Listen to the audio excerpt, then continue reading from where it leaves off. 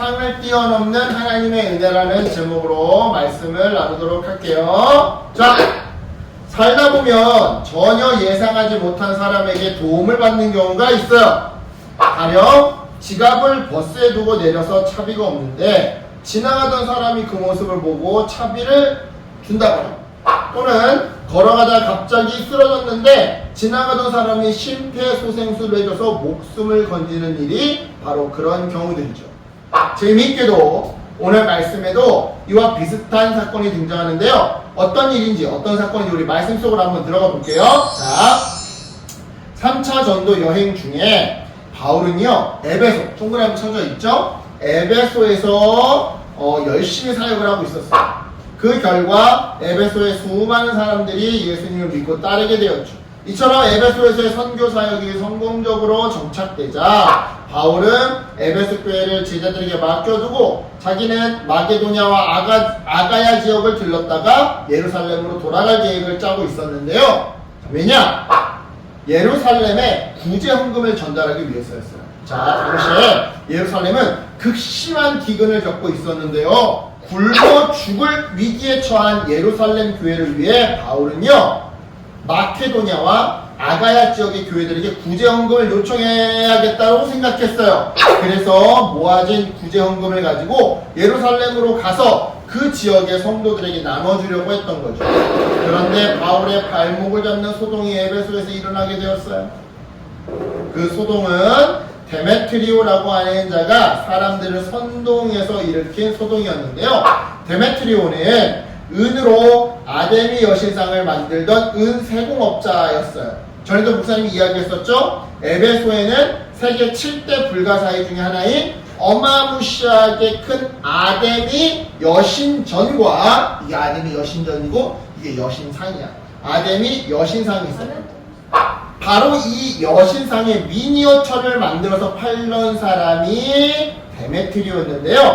바울이 에베소에서 선교 사역을 하기 전까지만 해도 이 데메트리오는 아데미 우상을 만들어서 파는 일로 큰 돈을 벌었더랬어요. 왜냐면 에베소의 많은 사람들이 그때까지만 해도 죄다 아데미 여신을 숭배하고 있었으니까요. 하지만 바울의 선교 사역이 번창하자, 그러니까 에베소의 많은 사람들이 점점 예수님을 믿고 따르게 되자 그에 비례해서 아데미 우상을 사는 사람들의 수가 점점 줄어들게 되었는데요. 급기야 사업이 망할 지경에 놓이게 되자 데메트리오는요, 바울의 선교 사역을 가만히 지켜볼 수가 없었어요. 먹고 살기 위해서는 바울을 내쫓고 그가 개척한 교회를 망가뜨려야 할 상황이었던 거죠. 그래서 데메트리오는 소동을 일으키기로 작정했던 건데요. 우선 그는 자기처럼 아데미 여신상을 만드는 사람들을 모아놓고 이렇게 말했어요. 우리는 지금까지 여신의 신상을 만드는 일로 잘 먹고 잘 살아왔었습니다. 그런데 어느 날 바울이라고 하는 작자가 나타나서 에베소와 전 아시아 지역에서 사람이 만든 신은 가짜 신이라고 사람들을 설득하고 다니고 있지요. 그 결과 우리는 우리의 직장을 잃어버릴 위기에 놓이게 되었어요. 뿐만 아니라 우리 생계의 근간인 아데미 여신전도 사람들의 관심 밖에서 밀려날 위기에 놓이게 되었습니다. 그러니 우리가 어찌 가만히 있을 수 있겠습니까? 자, 데메트리오의 이 말을 들은 사람들은요, 일제히 아데미 여신은 위대하다 라고 외치면서 소동을 일으키기 시작했는데요. 몇몇 사람들이 바울의 전도팀인 가이오와 아리스다고를 붙잡아서 지금 이 소동을 일으키는 사람들 앞으로 데리고 왔어요. 그리고 이 소식을 전해들은 바울은 잡혀간 가이오와 아리스다고가 걱정돼서 그 현장으로 쫓아가려고 했죠. 하지만 그 현장이 너무 위험하다며 제자들이 뜯어 말리는 바람에 쫓아가지를 못했는데요. 아니나 다를까 소동이 일어난 현장은요, 사람들의 예성으로 가득했어요. 바울 선교팀을 죽여라! 그래서 유대인 알렉산더라는 사람이 나서서 군중들에게 조용히 해달라고 부탁을 하려고 했죠. 하지만 그가 유대인인 것을 안 에베소 사람들이 그의 말을 들으려고조차 하지 않는 바람에 그는 시도조차 못하고 그냥 물러설 수밖에 없었는데요. 저 자식은 뭐야? 유대인 아니야? 어차피 너희 유대인은 아데미 여신을 믿지도 않으면서 네가 지금 이 일에 무슨 상관이야? 바로 그 순간 에베소에 서기장이 나타났어요. 그러니까 공직자가 나타난 거야. 공무원이 높은 자리에 공무원이 나타난 거야. 그는 서기장이라고 하는 그의 지위를 이용해서 무리를 일단 진정시켰죠. 그런 다음에 이렇게 말했는데요. 여러분, 에베소 시민들이 위대한 아데미 여신과 제우스에게서 온 우상을 모시는 수호자임을 이 세상 누가 모르겠습니까? 그러니 일단 진정하고 제 이야기를 한번 잘 들어보세요. 바울과 그의 동역자들이 아데미 신전의 물건을 도둑질한 적이 있습니까? 없지요. 또한 그들이 아데미 여신을 모독했다는 말도 저는 들어본 적이 없습니다.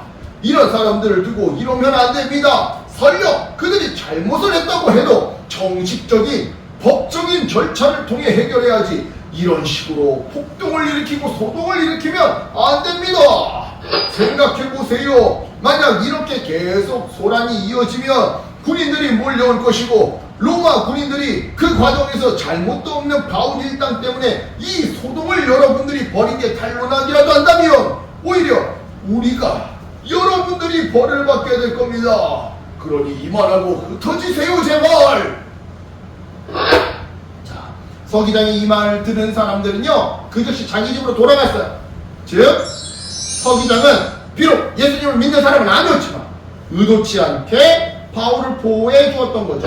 바로 여기서 우리는요 하나님의 은혜를 생각해 볼 수 있어요. 보세요. 분명 바울과 전도팀은요 은세공업자인 데메트리오로 인해서 꼼짝없이 곤경에 처했고 심하게는 목숨까지 위험한 상태였었어요. 더욱이 그 위기를 벗어나기 위해 자신들이 할 수 있는 일도 전혀 없었죠. 이처럼 누구도 도와주지 못하고 있는 시점에 누가 그들을 도와주었어요? 하나님이 도와주셨어요. 누구를 보내주셔서? 바로 에베소 지역의 서기장을 보내주셨어요. 그래요 여러분, 서기장은 바울과 전도팀을 도와주거나 보호할 의무가 전혀 없는 그런 사람이었어요. 더욱이 그는 예수 그리스도의 복음을 믿는 사람도 아니었죠. 하지만 그는 지혜를 발휘해서 바울과 전도팀이 다치지 않도록 대소동을 막아두었는데요. 진정해.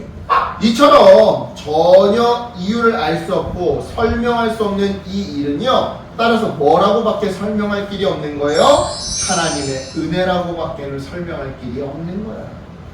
그래요 여러분, 오늘 본문에서 바울과 전도팀은요 그리스도의 복음을 전하고 있었어요. 그런데 위기가 찾아왔고 복음을 더 전하지 못하는 것은 둘째치고 목숨까지 잃어버린 위기에 처하게 되었죠. 하지만 그때 전혀 예상하지 못한 사람을 통해서 도움을 받게 되었는데요. 이것이 바로 하나님의 은혜이자 하나님의 역사심이에요. 그리고 이러한 하나님의 역사를 보건대 우리도 신앙생활을 하다가 때때로 어려움을 겪을 때 나를 도와줄 사람이 아무도 없는 것처럼 보일 때 그때 바로 하나님의 은혜로 돕는 사람을 만나 그 위기를 벗어날 수 있음을 확신하게 되는 것이죠. 자 여러분 기억합시다. 하나님은 우리가 전혀 생각하지 못한 방법으로 역사해 주세요. 상황을 바꿔주실 때도 있고요. 오늘 본문처럼 전혀 예상하지 못한 사람을 통해서 위기에서 구해 주실 때도 있죠. 그러니까 여러분 하나님의 말씀대로 살아가다가 어려움을 겪을 때 낙심하거나 좌절하지 마세요. 오히려 하나님의 도우심을 기대하면서 살라라는 거예요. 하나님은요 예상치 못한 방법으로 도와주세요. 그래서 우리가 계속해서 말씀대로 살아갈 수 있도록 도와주세요. 그러니까 여러분 이 믿음으로 이번 한 주도 어려움 속에서도 하나님의 도우심을 체험하며 말씀대로 살아가는 저와 여러분 되기를 예수님의 이름으로 축복합니다. 아멘. 기도할게요. 하나님 감사합니다.